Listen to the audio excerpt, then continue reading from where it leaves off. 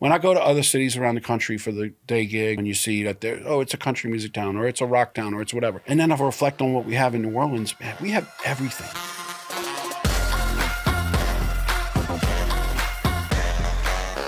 All right, guys, thanks for joining us on the Elation Podcast today, where we enjoy exhilarating euphoria through creation and collaboration. Today, we're here with the legendary Reid Wick. How you doing? Hey, David. How are you, man? Good, man. It's legendary. Oh, okay. Yeah, the legend. legend. I got to live up to something The here. legend, the myth, the man, one of the two, or one of the three, right? Something like that. The myth is probably it.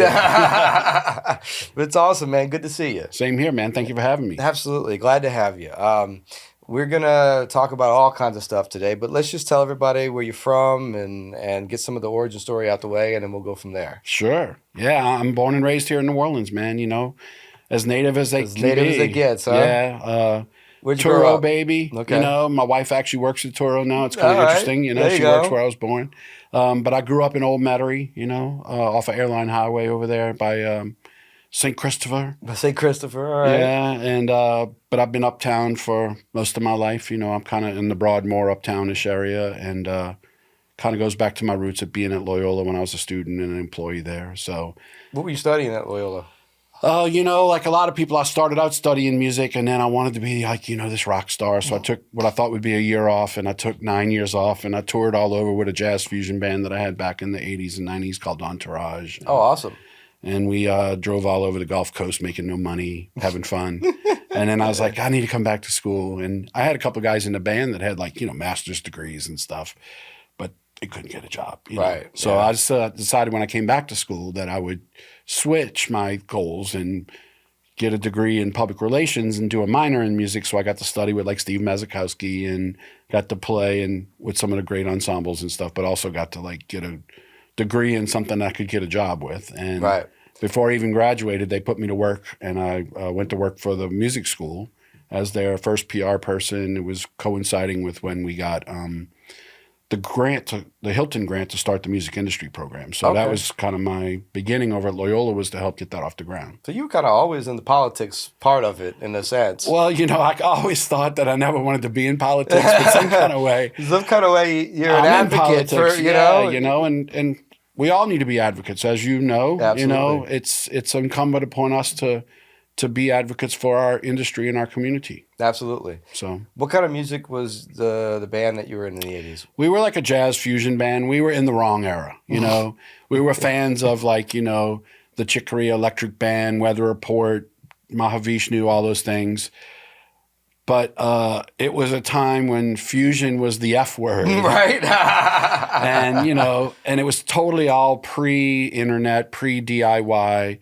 So, I mean, we literally would go play a bunch of gigs.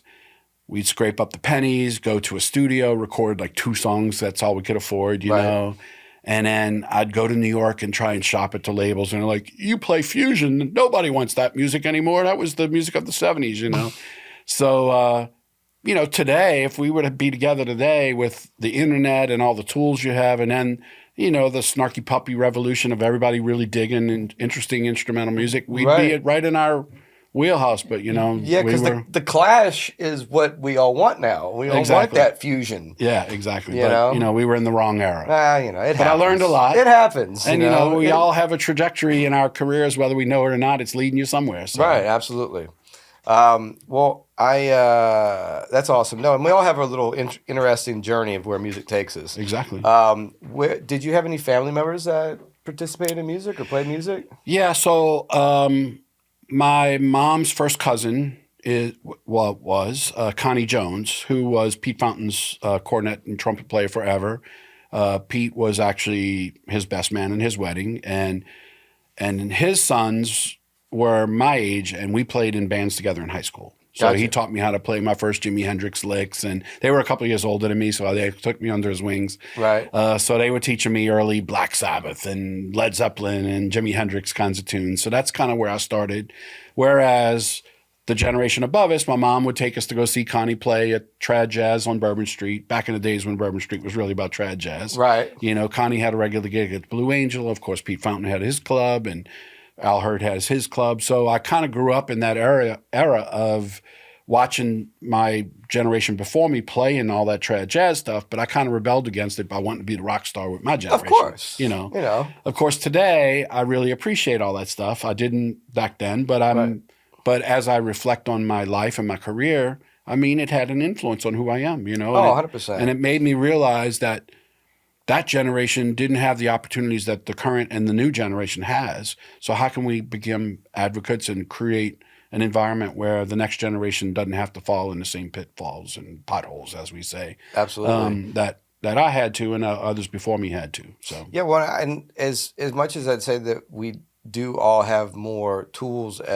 to our advantage, I feel like there's also more holes to fall in.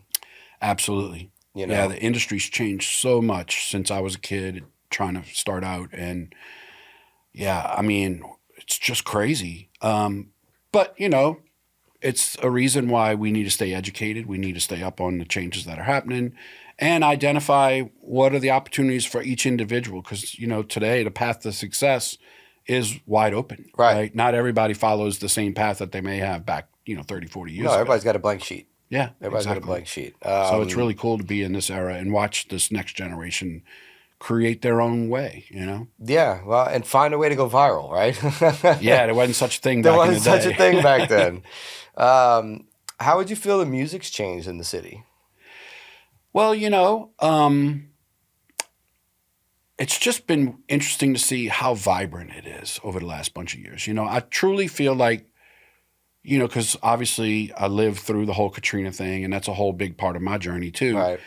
But I find that, the last 20 years post-Katrina, we've seen, this celebration of music in a way that has, been wide open. Like, we have everything under the sun here, When I go to other cities around the country for the day gig, and you see that it's a country music town, or it's a rock town, or it's whatever.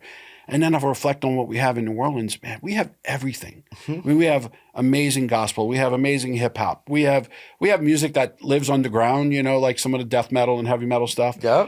But, think about like Tankin' and Bangers, That's just an amalgamation of so many different things. Right. But, that wouldn't happen anywhere else, No. Or Sweet Crude, or think of some of these groups that are just breaking boundaries and coming up with something totally unique and new. And, it's just so exciting to watch. And for me, seeing the national and international media pay attention to what's going on, and it's just really thrilling to see that the spotlight's on, That's awesome. No, I feel it. Yeah. I have this feeling because I've met so many people since I've bought this building and opened this place and decided to move back from LA. I've met so many people that have the same thought process of wanting to uplift and wanting to get together and wanting to make a movement down here. Yeah. And I feel like that's what starts the wave. Like Exactly. If you've got multiple people pushing in that same time frame, that same energy, that same thought process, it'll build a wave. And I feel it. I feel like because we have our 10-year cycles. Yeah, and I absolutely. feel like we have one coming up at some point. I agree. And, I almost feel like there's one little moment. We're waiting for it to happen. But Mm-hmm. I think that, I think we had that moment coming out of Katrina, but we weren't prepared for it. Well, we had that moment coming out of Katrina, but nobody was here to build it. Exactly. We lost in that moment. We lost our labels. We lost our corporate. We lost our actual business practice of that whole situation. The other thing to think about that a lot of people don't really associate with it, because it's not directly associated, it just happened to coincide with Katrina, is that was the demise of the record stores, the big major record stores. Right. I mean, Tower Records, Virgin Records, they all went out of business at the same time. And that had nothing to do with Katrina other than to the New Orleans community because, right. I had my little independent label back then. And But they were already on the way out. They were on the way out. Katrina hit it and they were like, all right, we're not bringing it back. Yeah. It's a lot what COVID did to a lot of businesses. It's Exactly. like they were on the teetering on the edge and then COVID was like, all right, it's over. There's no reason to try anymore. Yeah. So, but to me, that also opens up a void that whoever's thinking outside the box can come in and fill that void, right? And that's kind of where I think we are right now. I think that we have a lot of young entrepreneurs who are just thinking man, this is our opportunity to do something good. And one of them's going to pop, and it's going to shine a spotlight on everybody here. And it's starting to happen little by little, you know. Yeah. And I'm ready. You know, I think that the city is more ready today than we've ever been in our 300-year history from the music industry standpoint. That, you know, when the right spotlight shines, we're all going to jump in and we're going to be in a new wave. It's going to be a crazy run. Yeah. Yeah. No, I agree with you. And cats like you who are preparing to jump in, you know, PJ just bought studio in the country, you know, Misha's doing great work at Esplanade. So from the studio standpoints, I mean, I think y'all are ready to go. You know, there's new companies propping up and, you know, and coming up with new ideas and management and some of the pieces of the puzzle that most people have already just mostly assumed that we never had. Right. That's starting to come into place. And there's a few missing pieces. And if we can kind of muscle some of that into the right spot, I think that the wave will catch on and we'll be ready to go. I agree. If we could get a record label to build a office down here, I feel like it may not be one of the major labels, but, you know, maybe in the future we'll have a couple of the Atlantic big South indies. should be down here. I'm sorry. Oh, yeah. Well, look, I'm not going to argue if it happens. You know, they should be absolutely But it down might here. be more like, you know, Concord or Downtown or somebody who Right. has muscle in the industry, but they're looking for what we're doing and not for the pop music. We need a quality control. We need someone to build that type of environment, like that quality control built in Atlanta. And do something independent, but with the backing of a major, and it would change the dynamics of what we're doing. I agree. You know, it was interesting. I'm thinking it was NPR or one of the major, you know, media outlets. I want to say it was yesterday, put out an article about, you know, the revitalization of interest in roots music. You know, like, pop music has gone the way of being so homogenous now that people are now looking for more roots music. And that's what we do. Right. I mean, whether it's singer-songwriter, gospel, blues, I mean, look at Samantha Fish or people like that are just killing it, you know? I mean, that's all right here in our neighborhood. Right, 100%. You know? So how do we help that take it right to the next level, you know? Right. I mean, literally right around the corner from here, you got to... And I think those guys came and saw you, Ruben and and Jude and those guys, you know, they're literally right around the corner from you. Yep. They're looking to pop it wide open, you know? Yeah. So there's just so much cool stuff starting to happen. And if we get it all together, which is one of the reasons why we are trying to form, you know, the music partners thing. Right. Like, how can we work together as industry to bring us all, you know, to raise the tide for all of our ships? Absolutely. So it's kind of, you know, where we're working towards. How did the Recording Academy come into play? Well, when I was at Loyola, we were starting the music industry program in the early 90s. It was 94. We got $1 million grant from the Hilton Foundation. And so one of the other professors who just retired, Sandy Hindley, and I started an independent jazz and blues label called STR Digital Records. I don't know why we threw digital in there, maybe because it was the beginning of the digital recording age. This is CD, digital. So we started putting out some records. We didn't know what we were doing. So simultaneously, may you rest in peace, Louis Myers had he was one of the founders of South by Southwest. He sold his share of South by and then moved to New Orleans and started LMNOP, which it only lasted 3 years, but it was our original version of a South by Southwest. Gotcha. And so Louis brought in John Horniak, who has been my long-term boss at the Grammys, brought him down here to participate in LMNOP. And Louis, for anybody who knew him, he was the music industry golf guy.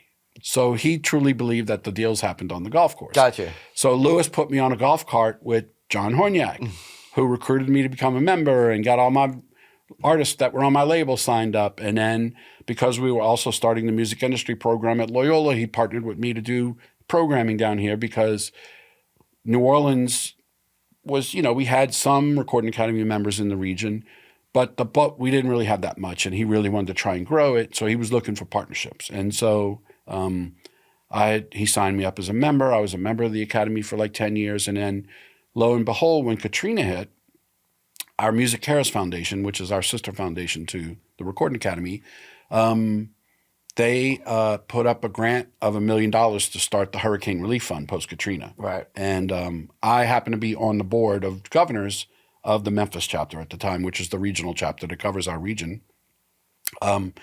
But my wife, who I mentioned earlier is a nurse, was at Memorial Medical Center. I was there with her. I spent 4 days post-Katrina putting patients on helicopters. Wow. And I missed the phone call because the cell phones weren't working yet. Right. But they called and said, we want you to come to Memphis and help us administer this program because we're going to give out millions of dollars to help New Orleans musicians kind of move back and rebuild their lives. So they lured me away from Loyola after a dozen years working there and went to work for Music Cares for the first 2 years. And the silver lining of Katrina was that the Recording Academy realized that there's thousands of musicians in New Orleans. Why don't we have a presence here? Right. So 20 years ago, they were like, okay, you want the job? Go build it. And so it was a build it and they will come kind of situation. Gotcha. So that's how it happened. Wow. It came out of the disaster of Katrina. Actually, the silver lining was that the Recording Academy's been paying attention.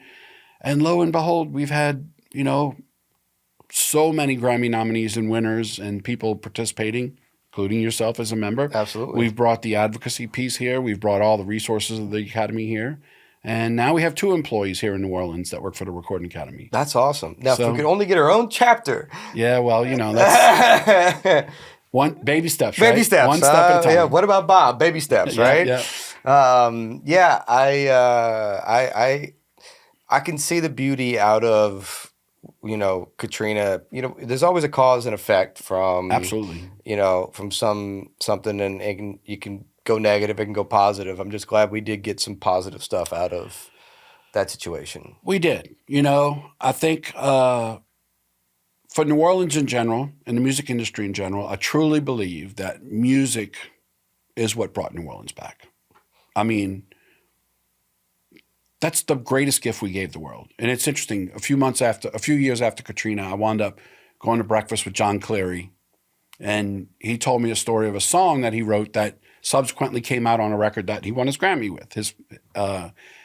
But he wrote a song, and now I can't think of the name of the song, but essentially it was like the song is about music is the greatest gift New Orleans gave the world, right? And being a lifelong musician here and being friends with all the musicians across the city, when they leave New Orleans, they're freaking stars. Right. They go to Europe. I mean, they're worshipped. And in New Orleans, it's just like, they don't get the same adulation. They don't get the same respect. It's like, so when you think about it, the reason that New Orleans is so important to so many people is because it's the music that we gave the world. Absolutely. And that goes back to the very founding of the city. Absolutely. I tell people all the time, if you really want to understand New Orleans, there's a handful of books that you should read. But one of them that I always talk about is Ned Sublet's The World That Made New Orleans. Right. Because it documents the culture, the political, the music, all this stuff that really came together to germinate what is the culture of New Orleans today.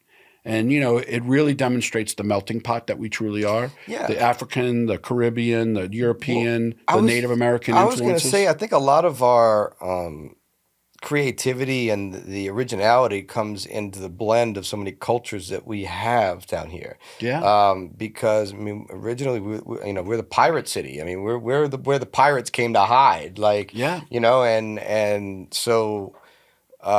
To go from that to hiring a pirate to help win the war, the battle of the war, then you have so many cultures that between the Spanish and the French and the Haitian culture and all of the stuff that is just kind of collided. And at this point, with my generation, we all grew up together. My dad's dad spoke Cajun French. Yeah. And my great uncle, or great uncle, I think, was Nat Chickazola, who was Gene Lafitte the Pirate's first mate. No way. Yeah. That's funny. Right? Yeah. So, my heritage goes all the way back to that situation. Yeah. And then, my grandfather came from a little town in Kentucky, landed on at the dock in the river at 19 on the Navy ship, and met a woman from the 11th Ward and never left.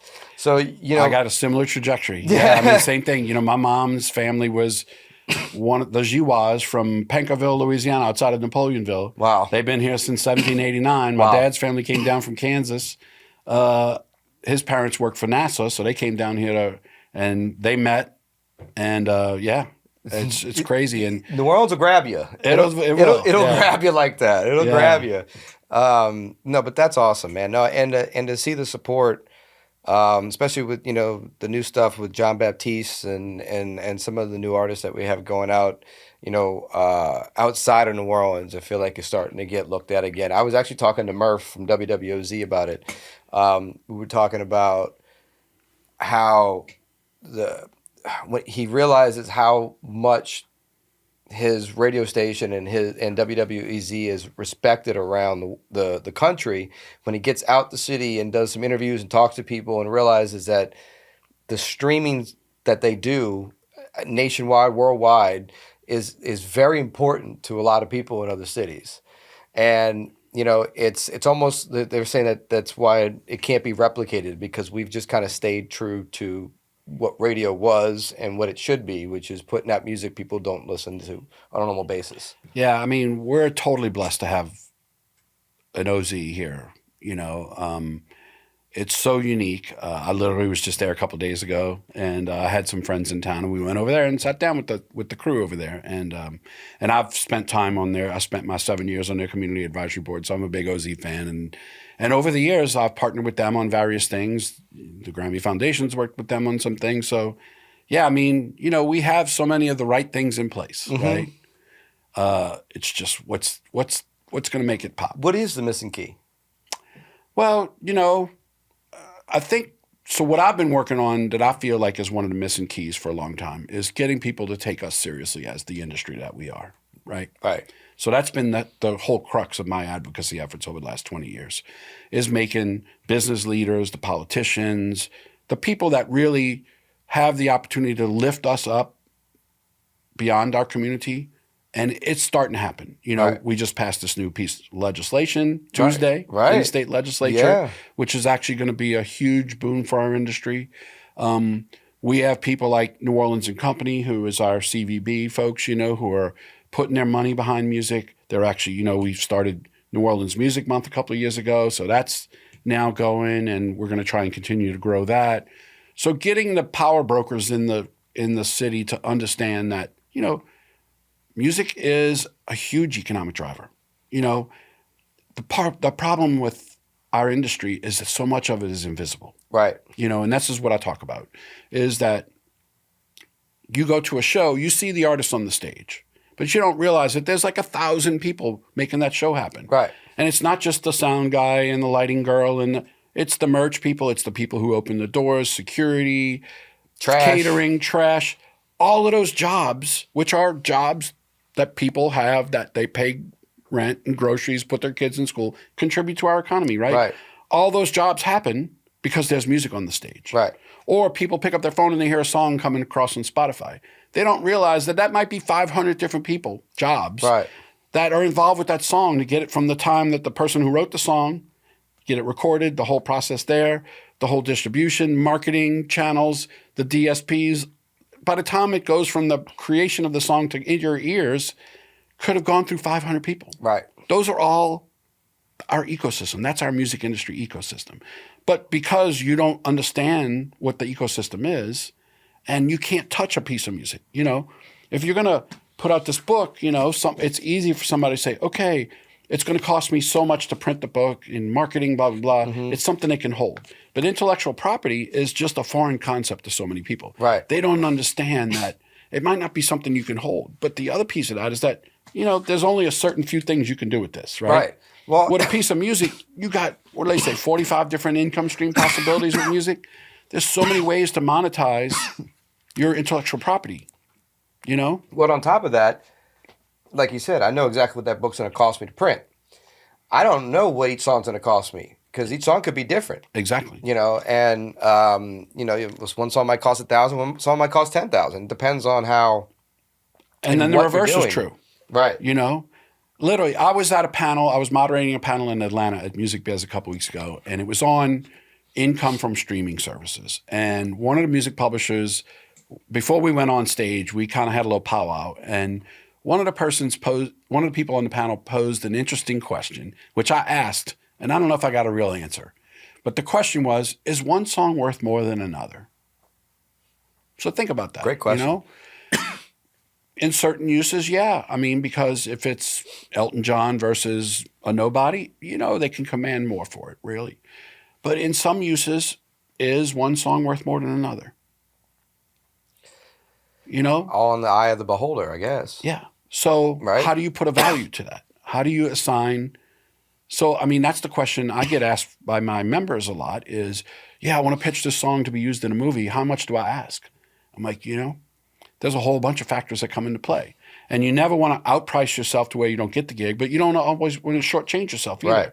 So that's our industry. It's a crapshoot on every level. It's how do you find the balancing acts of all of these things that you have to weigh to be successful? And the only way, in my opinion, you can do that is that you got to be a sponge. You got to learn everything you can, and you got to build the relationships. Right. Because the relationships, there's certain aspects of a relationship, for instance, with a music supervisor, that may be that you take a little less money on the front end, but it might pay off big time on the back end. Right. But if you never go down that path, you never know. You never know. Right. Do you think the music industry has similar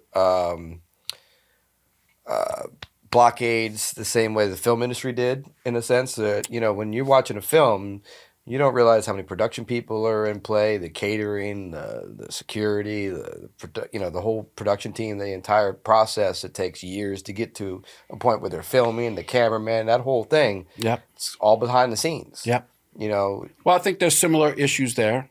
Do you think we can follow some of those same processes to get some of those same support? Yeah, and that's what we've been trying to do. Right. So that's the whole idea of launching our new trade association. So let's talk a little bit about the new bill. So the new bill that just passed it does a few things. So it's a continuation. Let me start over. Mm-hmm. It's a continuation of a bill that we passed several years ago. But it's different in a few ways. One of which, the current laws that's been in place is due to sunset at the end of the month, end of June 2025. And so we needed to be able to do some legislation to extend that. And that's just how that sausage is made, right? Right. They're not going to give you an indefinite incentive. You have to come back every few years and fight for it. So that's where we were. We were fighting to keep it alive. So we were successful at extending the sunset another 5 years. So it'll be good through 2030. One of the things that was really important to us was us, meaning the music industry side, was that we felt like Louisiana economic development was putting way more focus on the film industry, and that's fine, and less on the music. And I've kind of been fighting that behind the scenes. And so we decided to talk to the Lieutenant Governor and the Office of Cultural Development and Tourism and all had already been working with like the Music Ambassador Program and the Music Trail and some of the other things. And the Office of Cultural Development has an economic development mission, but it's just more in the cultural space. Right. And the current administration has been focused on, Meta coming to Louisiana and these big chemical plants and all these things. And that's fine, I feel like we still need to do something for music because music is an untapped potential. The heart and the blood of it's what makes the us city. crank, right? Yep. And music is the reason people come here, but So we petitioned and were successful at moving it from Louisiana Economic Development over to the Lieutenant Governor's office. At the same time, because the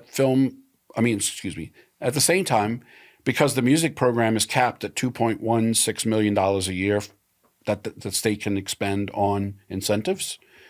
And just so you know, it's a little different for music because for the music incentives, it's a investor rebate, meaning that the company invests in, it could be a company, it could be an artist, it could be a management company, it could be a record label, whoever. They invest in recording the project and they can get a rebate on the investment that they make. And that investment is what we call qualified expenditures. Could be everything from renting the studio, the recording engineers, the musicians, the catering, all those kind of things, the costs of making the recording. Right. So they can get, it had been at 18 cents back on every dollar. So this bill moves it to 25 cents back on every dollar. Gotcha. Which makes us as competitive as any state in the country. Gotcha. Additionally, what we added to the incentive 5 years ago was what's referred to as the Quality Music Company Program, which is a quality jobs program. It's really geared towards music companies, not unlike yours. When you want to hire new employees, it gives you the tools to be able to say, okay, if I hire 3 new employees at a minimum of $35,000 a year, I can get, at the time it was 10% back over a 5-year period on the salary that you pay those employees. We were able to up that percentage to 15% for salaries between 35 and 66 grand annually. And then we bumped up what we call in the executive tier for people that you pay 66 to 200 grand, that bumps that up to 20% per year. Gotcha. And that's over a 5-year period. And so in the economic development circles, that's considered a quality jobs program. Some people call it high impact employees. There's names for it. Right. But essentially, it's a tool that economic developers have used for years to lure companies in. And for us, it's a tool to help startups like Reed Martin and Mid-Citizen. It's a tool to help companies that expand into Louisiana, like PS Business Management, which now has, they're based in Manhattan, but they now have 18 employees here in New Orleans, and they're looking to grow. It's a tool for companies that completely want to relocate here. So we've had a couple of management companies and labels move from Muscle Shoals, who are here now in New Orleans now, come from Brooklyn, New York, they're now here in New Orleans. Right. So the more that we can build our industry infrastructure, the beautiful side of that is that we have all these music industry programs, educational programs, like 14 different ones across the state of Louisiana. Loyola, Tulane, Louisiana Lafayette, Bossier City Community College, Baton Rouge Community College. What traditionally has happened is these kids get a degree in music industry and they have to go to Nashville or New York or LA to get a job. Right. So that reverses the brain drain because we can empower them to start up their own company, or empower downtown music publishing to come in and hire some of our kids and keep them here in New Orleans, right? Or keep them in Louisiana. So that's the beauty of it. The other side is that those companies are looking for talent that they want to take and put into their pipeline. And we just have a never-ending amount of new talent coming out of it. I mean, as Ellis Marcellus used to say, it just bubbles up out of the sidewalk here. Yep. You just got to nurture it. Yep. And so the new law is really geared towards accomplishing all of those things, growing the industry, creating incentives for the recording studios to thrive and make your records and get a better deal doing it here than doing it in Nashville or LA or whatever. And then really reversing the brain drain and keeping the kids that want to stay in New Orleans. Some absolutely, I got to go to New York. Well, go ahead. Right. But if you want to stay in New Orleans, let's find a way to keep you here so that you grow our industry and instead of growing an industry somewhere else. No, 100%. No, and that's awesome. No, and I truly believe, because the film industry has tanked or teetered on their own issues over the last few years. Yeah. And now, a lot of the production crews are not here anymore, and sound guys aren't here anymore, and the guys that the caterers and all that people that used to employ are kind of either wading into some other industry right now or they're gone. Yeah. I feel like it's going to take longer for that industry to come back because you know as well as I do, a big production takes 2 or 3 years before it gets to a point where it's filming. Exactly. So now that we've solidified everything as of last year or a few months ago, it's going to take a few years to rebuild. Yeah. I think the music can be built quicker. Absolutely. And another thing, and look, I don't want to throw any shade at the Film Louisiana guys. I think they're doing a great job. No, we love Jason. But the thing is that there's one of those in every city. Right. And they're all going after the same 10 Hollywood productions. Correct. Now, I mean, we have examples of very successful films that are created by filmmakers here in Louisiana, and it's great to see that keep going. But what's different about the film industry and the music industry almost across the board, because I work all over the country with organizations in cities and states that are trying to grow their own industry, but they're focused on supporting their own musicians. Right. Because they don't want them to leave, and the musicians don't want to leave, I mean, you moved back from L.A. Yep. Nobody's in L.A. anymore. They are moving to Nashville. Yep. And the Nashville people are moving to Muscle Shoals or Savannah, Georgia, because they want to live in a place where they can live a more comfortable life and not live in the rat race. Right. And, Nashville and Austin, if you've been there lately, man, they're not the same. Right. I mean, they aren't the sleepy little, cozy little towns that they used to be. I mean, the Music Row, go drive down Music Row. It's heartbreaking to see skyscrapers and big apartment complexes when there used to be these little, townhouse, what do you call it? Little cottages. The little cottages, yeah. That everyone would have a little music publishing or a writer's room or something. Now they're tearing them down and putting 3- or 4-story condo buildings. It's like, wait, what happened to Music Row? Right. And, you go to Austin, man, it's just, there's skyscrapers going up everywhere. It's just like, wait, this isn't the town it used to be. And luckily, so far, New Orleans is still New Orleans. New Orleans is still New Orleans. But I don't know. Maybe if we make that switch, it all changes. I don't know. I think we've always been a city to push back, though. Yeah, I think that as New Orleanians, I think we'll always welcome, because we always have. Right. That was the beauty of being at Loyola all those years, is I watched all these amazing musicians come here, and as we call it, they drank the Kool-Aid, and they're never leaving. Right. And look, it's evident in bands, the Revivalists, none of those guys are from here. They all came here to go to school or whatever. Right. But they came here and drank the Kool-Aid, and they made their magic here, and they live here. Right. Galactic. Stanton's the only one from Galactic that's actually from here. The rest of Galactic came here to go to school at Loyola, Tulane, whatever. Right. But they're all here. They've invested. They have labels and studios and Tipitinas, and, PJ Morton, left, go to college, lived in Atlanta, lived in LA, but, he moved back. Yep. Now he owns a studio. He didn't start winning his Grammys till he moved back home to New Orleans. Listen, sometimes you gotta tap into those roots. Yeah. I know. And listen, LA, and I'm never gonna knock it. It was the best thing I ever did for my career. I needed it. It taught me so much. It opened my eyes. I grew up. I became a man there. Like there's all kinds of things that happened in LA that I needed in my life. Yeah. But it got to a point where I felt like I had learned everything I needed to learn. There's always something to learn, but I felt like I had enough information. Life wasn't necessarily the best out there. Living quality isn't the best out there, and especially when everybody's in the rat race. Yeah. So it just got to a point. I'm like, man, I gotta go back home and find myself again. I took all this information in. Now I gotta go back home and actually figure out how to use it. Well, and that's what I appreciate about cats like you. You went out there, you got what you needed to learn, and now you're bringing it home. You're investing in New Orleans, right? And now you're helping this city thrive, right? And thank you for it. Absolutely, no, man. It's an honor to do it. I feel like New Orleans has given me so much, just in a sense of knowing I'm from here in this cultural, spiritual place, and you go out, you see these other cities, and you appreciate little bits of them and what they are, but then you realize how special New Orleans is every time you do that. And so that takes me back all the way back to 20 years ago.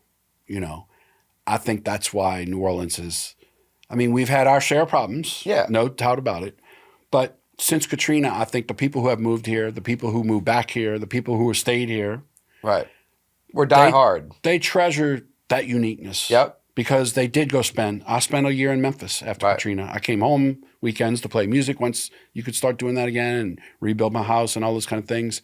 But in the end, I loved Memphis. They treated me really well.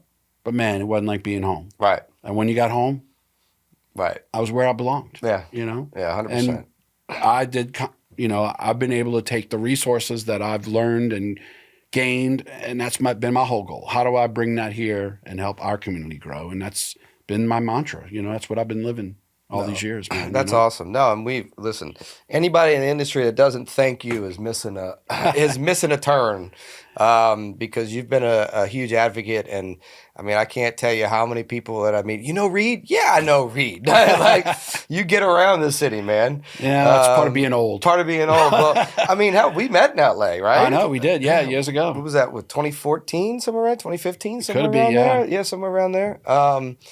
And in LA, not knowing anything about what I was doing, but somehow I ended up at the Grammy camp to talk it on stage, and which was great, by the way. I truly enjoyed the time that we had there. And those kids, they inspired me, being able to give back to them, but they inspired me to keep moving and find a path forward. Yeah, no, it's a great program. I'd love to get that here one day, maybe that's on my list to shake some bushes and maybe we get it here one day. Yeah. Maybe we host it here at Elation. I'd love to. Yeah. I'd love to. Tell Harvey it's free. Yeah, you know a couple of the right people as I do. well. I do. We'll shake a couple of trees together next year. Let's make it happen. I won't charge anything. Just bring them down. Let's make it happen. All right, we'll work on that for next year. Yeah, that sounds good. That sounds good. No, it's a great experience for kids, and I think anything that can show a true path forward to a career that is long lasting will inspire kids from an early age to stick with it, because the number one thing is persistence. Yeah. If it was very easy at times to turn and to do something else, or to take another opportunity that might be a little more steady, but if you continue on a path, on a focused mission, and you just stay persistent, you will break through. Yeah, persistence. I think humility goes a long way. I find it's the ones who think they know everything are the ones that are going to fail. But, it's really about building community. It's more than anything. And that's what is special about New Orleans, is that, you're embraced here. Right. You go to LA or some of these places and it's like they think you're just there to take their gig. Yeah. It's like, no, man. If my gig raises up, I'm bringing you with me. Right. And that's totally how I look at New Orleans, is like a rising tide raises all ships. But big cities are like that. It's a rat race. Everybody's eating each other's food. Yeah. And everybody's upset about it. And so it's hard to collaborate and grow a team and do things that you need to do in those moments. Yeah. But we're a big, small town. We all know somebody. We're all connected to somebody. You're right about that. It is the world's largest small town. 100%. It truly is. I'm actually lucky because I left at 16, so I don't have any ex-girlfriends here. So my wife and I, we go out. I have no worries, But a lot of my friends don't have that same situation because we all know each other somehow. They do. But that's awesome, man. Why don't we talk a little bit about it? But what is your feeling about Elation in this building? How do you feel this truly could help an artist here in the city? Well, I mean, look, you got a bunch of great spots throughout this campus. I guess you're calling it. I don't know what you call it, but it's kind of like a Media campus. center campus. Yeah. Love it. So it's really great to see the opportunity to come make your record or make your video. So, that's why, when you did your grand opening and, we partnered with you to do that songwriting event a while back. For me, it's just about like telling people that you're here, and telling that story too. But yeah, I just appreciate you being here as one more resource for people to learn about. I'm hoping that your phone's ringing and that things are happening, and you got a great staff and you've got some great people that have come through, I know, and man, I'm wishing you the best. I want all of us to be successful. I don't look at multiple studios in a city as competition at all. I look at it as everybody's raising each other's 100%. Rising tide, and well, I feel like we're all a little different too. They are, that's what's beautiful about it. Everybody's got their own little thing, and I think that the artists, they have their like little comfort zone kind of things I find over the years, and it's beautiful seeing so many different kinds of facilities in the city where people can come in and be themselves, and I think that's the beauty of it. I think back because, when PJ's, I'm trying to remember which one of the records came out. He was featured, it came out on the first Friday of Jazz Fest, and he was on the CBS morning show that morning. And Gayle King asked him something like, you've been nominated all these times with Maroon 5 and all that, but when you moved back to New Orleans, and he said, when I came home, I was just able to be me. Yep. I made the record for me. I didn't make it to please some A&R guy at a label or to think about what my fan base is going to think of this. I made the record that I wanted to make because in New Orleans, I was able to be me. Right. And I think that that's the thing that's most important for facilities like yours and others in town, is that you allow people to come in and be who they are. Right. And then you create a platform for them to just create and not have to feel like they're in a rat race or that some unattainable expectation is being placed on them. No, 100%. Well, and it's a lot of the same feeling I had coming back to build this place. Like I always in LA, I was like, no matter how big I get, I'm never gonna own it. It's never gonna be me. Yeah. There's going to be something else that tailors it to something else that is going to end up running away from the original dream that I had, and I will not end up owning it 100%, and and it just won't be mine. It's interesting that you say it like that, because now that I'm thinking about like the different studios in town and who the owners are, their own personality is injected into the place. Yeah. You know, for those who know Misha's a certain kind of cat, loving the death, but he brings a certain aesthetic to what he does. And Chris Finney's building his new place. He does his thing. And, you know, and now PJ's got Studio in the Country, and I'm sure he's putting his stamp on that. And I know, you know, Wish and Steve Nails out in outside of Lafayette in Maurice, you know, when you go there, it's a whole different vibe, you know. And that's what's so cool is that, you know, you go see Rick Nelson over at, you know, all these places have their own kind of vibe to it. And, you know, it just gives the artists and the labels and the people who are looking to produce stuff, it gives them options, but it also allows them to kind of feel like, okay, you know, I feel good here, I feel good there. And, you know, most places would love to have multiple facilities. I agree. This, yeah, you know? I agree. And part of it is that a lot of those people that we're talking about earlier, the Chamber of Commerce people that I talk about, you know, the elected leaders, that's why I want to bring them here. That's why when we did our Advocacy Day last year, we brought them here. I want them to come be in the space so that they know that these facilities are here in our city. And people are investing in it. Yeah. And they're investing in it. They're coming in and making records. The stuff that we're talking about is actually happening here. 100%. You know, so... We're risking our entire lives and our career to do this. Yeah, you know? So I want them to come see it. Because unless they see it with their own eyes, it's just a fairy tale or talk, whatever, you know. But that's the whole reason why I call you and say, David, I'm going to bring so-and-so over because I want them to see the space. Absolutely. Or I call Misha or whoever. I'm coming to show them because...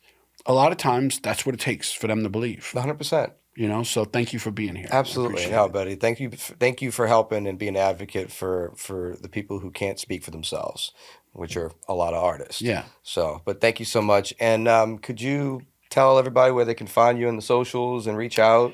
Yeah, I'm on all of them. I guess all the traditional ones: LinkedIn, Facebook. It's usually either Reid Wick, one word, ReidWick, or Reid.Wick. Depending on the socials. But yeah, I'm on all of them. And of course, you know, Grammy.com is the Grammys website. And then I'm still a very active musician playing with the Bucktown All-Stars. So you can find me on bucktownallstars.com. But yeah, awesome. Happy to be of service to this community. I mean, it's the community I love, and it's a dream job to be able to serve my fellow musicians. Awesome, bud. Awesome, bud. Well, I appreciate you and everything you do. Yeah, thank you for having me. Thank you guys for joining us today. And if you'd like to watch more, please like and subscribe. And I'll see you next time. Peace. Peace out.